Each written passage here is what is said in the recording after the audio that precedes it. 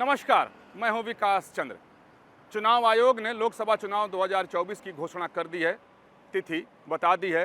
देश में चुनाव आचार संहिता लागू हो चुका है और रविवार को प्रधानमंत्री नरेंद्र मोदी ने अपने कैबिनेट की बैठक की। तो कई तरह के सवाल खड़े हुए कि क्या जब देश में आचार संहिता लागू हो जाए तो उसके बाद क्या सरकार कैबिनेट की बैठक कर सकती है, हो सकता है या नहीं हो सकता है। तो इसमें कहीं कोई परेशानी नहीं है, कैबिनेट की बैठक हो सकती है, क्योंकि जब तक चुनाव संपन्न नहीं होता है, अगले सरकार गठन का प्रारूप तैयार नहीं हो जाता है, तब तक सरकार चलती रहती है। ऐसे में देश का कामकाज कभी रुकता नहीं है। हाँ, ये जरूर है कि कैबिनेट की बैठक में जो कुछ वो फैसला किया जाता है उसकी घोषणा नहीं की जाती है, लेकिन देश को चलाने के लिए जो आवश्यक काम होते हैं, जो अनिवार्य कार्य होते हैं, वो कभी रुकते नहीं हैं। उसके लिए कैबिनेट बैठती है। अब सवाल उठता है कि रविवार को जब प्रधानमंत्री नरेंद्र मोदी ने अपने केंद्रीय कैबिनेट की बैठक की तो उसमें क्या कुछ हुआ, क्या निर्णय लिए गए। इस पर सरकार की तरफ से न तो कोई घोषणा की गई, न प्रेस वार्ता की गई, न प्रेस रिलीज जारी किया गया। लेकिन जो सूत्रों के हवाले से खबर मिल रही है उसके तहत जानकारी जो मिली है वो ये है कि अगले 5 साल का रोड मैप क्या हो।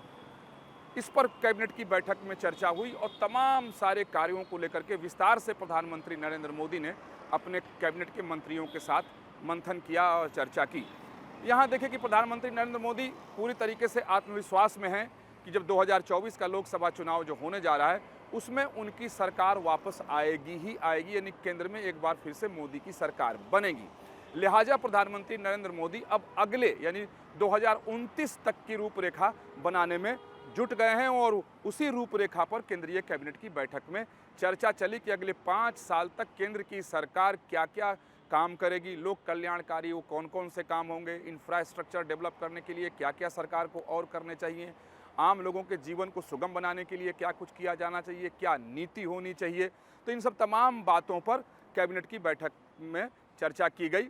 अब क्या इस पर फैसले किए गए, किस पर मुहर लगाई गई इसकी बिल्कुल जानकारी सरकार की तरफ से नहीं दी गई। अगर दी जाती है तो चुनाव आचार संहिता का उल्लंघन भी माना जाएगा कि अगर कहीं कोई उसमें ऐसा निर्णय हुआ हो जो आम लोगों से जुड़ी हुई हो तो उसको लोक लुभावन मान लिया जाएगा और चुनाव आयोग उस कार्रवाई भी कर सकती है। लिहाजा ऐसी स्थिति में सरकार कभी भी, चाहे सरकार किसी की भी हो, जब आचार संहिता के दरमियान कैबिनेट की बैठक आयोजित की जाती है तो उसकी घोषणा नहीं की जाती है। इसके साथ साथ जो जानकारी मिली है कि 5 साल के में क्या काम काज होंगे, उसके साथ साथ अगले 100 दिन का रोड मैप क्या है, ये बहुत ही महत्वपूर्ण है, क्योंकि अगले 100 दिन तक तो चुनाव चलता रहेगा। प्रधानमंत्री नरेंद्र मोदी भी लगातार देश के कोने कोने में चुनावी अभियान चलाते रहेंगे। उनकी बड़ी बड़ी रैलियां होने वाली हैं। हालांकि प्रधानमंत्री नरेंद्र मोदी की रैली काफ़ी दिनों से चल रही है, कभी थमी नहीं है, लेकिन अब घोषणा होने के बाद अब वो चुनावी रैली हो जाएगी, तो वो सब चलती रहेगी। लेकिन सरकार को भी तो काम करना है और मोदी एकदम हैं कि जब उन्होंने अंतिम मंत्रिपरिषद की बैठक की तो उसमें भी मंत्रियों को टास्क दिया था कि उस मंत्रिपरिषद की बैठक में वो आएँ तो 5 साल के रोड मैप को तैयार करके आएँ, यानी हर मंत्रालय 5 साल में वो लोग क्या करेंगे, क्या अब तक कर चुके हैं, इसकी रूपरेखा तय करके आएँ। साथ ही 100 दिन का क्या एक्शन प्लान है कि जब 100 दिन तक चुनाव चलेगा, सरकार अगली सरकार जब गठन होगी उसके पहले सरकार क्या करेगी। तो 100 दिन के प्लान पर भी रविवार को ही केंद्रीय कैबिनेट की बैठक में विस्तार से चर्चा की गई कि इस दरमियान सरकार किन किन मुद्दों पर काम करेगी। जो जानकारी है उसके मुताबिक जो किसानों को लेकर के जो एक असमंजस की स्थिति बनी हुई है, अभी भी पंजाब के किसान आंदोलनरत हैं, तो कृषि क्षेत्र को लेकर के क्या किया जाए, बाकी देश की रक्षा के लिए क्या किया जाए। जो जानकारी मिली, चूँकि जो बॉर्डर एरिया है वो हमेशा पाकिस्तान से खास तौर पर से जुड़ा है और चीन से, वो अशांत क्षेत्र है। तो ऐसा ना हो कि चुनाव के दरमियान पूरी सरकार चुनाव में लगी रहे, सारी राजनीतिक पार्टियां लगी रहें और सीमा पर कुछ होता रहता है, ये स्थिति उत्पन्न ना हो। तो विशेष तौर पर इस पर भी चर्चा केंद्रीय कैबिनेट की बैठक में हुई। तो 100 दिन के एक्शन प्लान पर चर्चा करके मुहर लगा दी गई है कल की कैबिनेट में, जो सरकार अगले 100 दिन तक क्या करेगी। लेकिन हाँ, उसकी घोषणा सरकार की तरफ से नहीं की जाएगी। हाँ, ये निश्चित है कि जब सरकार का गठन हो जाएगा और जो आत्मविश्वास प्रधानमंत्री नरेंद्र मोदी का है, बीजेपी का है कि अगली सरकार भी उन्हीं की होगी, तब उसके बाद ये सारे फैसले सामने आ जाएंगे।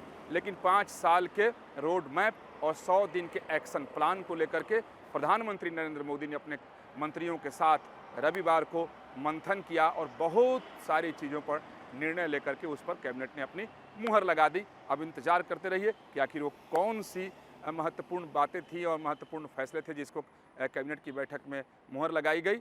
और ये भी आपको चलते चलते बता दूं कि इसके बाद भी कैबिनेट की बैठक हो सकती है। आचार संहिता के उल्लंघन का कोई मामला नहीं है, क्योंकि सरकार को अगर चलना है तो कैबिनेट की बैठक उसे करनी ही पड़ेगी।